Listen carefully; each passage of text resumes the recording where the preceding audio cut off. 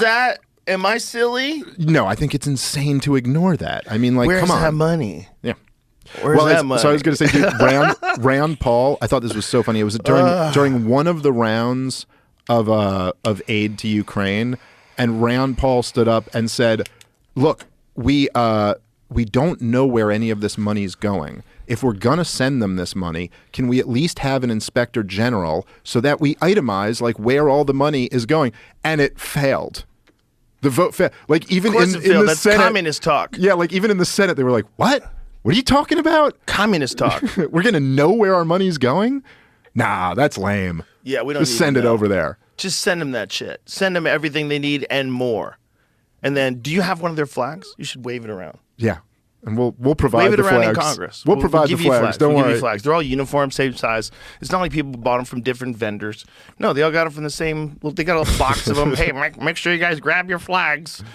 It's fucking bonkers. It's also just so the thing that's so wild to me is that after, and I know I've talked about this, I'm sure, on previous episodes, but just after 20 years of the terror wars and what a disaster those were, and to the point that everyone agreed. John McCain wrote in his memoir that the war in Iraq was a mistake. That's how universally agreed upon it is. Which is that hilarious. Even John McCain would acknowledge we got that one wrong. So, and it's not like anyone else is defending any of the other terror wars at this point.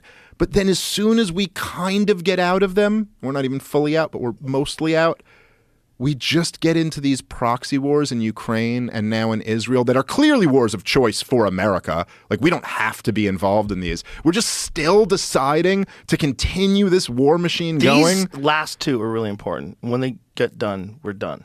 Yeah. That's right. These that's last right. This is it. This is it. Right.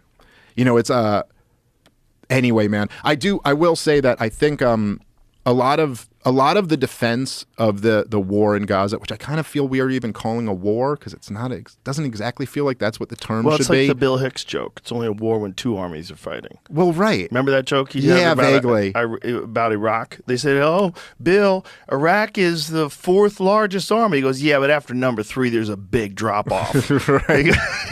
He goes, "The Salvation Army's number 5." Yeah, it's a great bit. It's a great bit. Well, I mean, but he had look, some great bits about the war. But in the case of Gaza, it's not even like there's not even a government. I mean, they're a stateless people who have been captive by the Israelis since 1967. And then they're captive politically in their own country by Hamas. Right. And then Hamas does do what this accusation is, that they have their bases under schools and hospitals. They actually do that. Yeah, I think it's certainly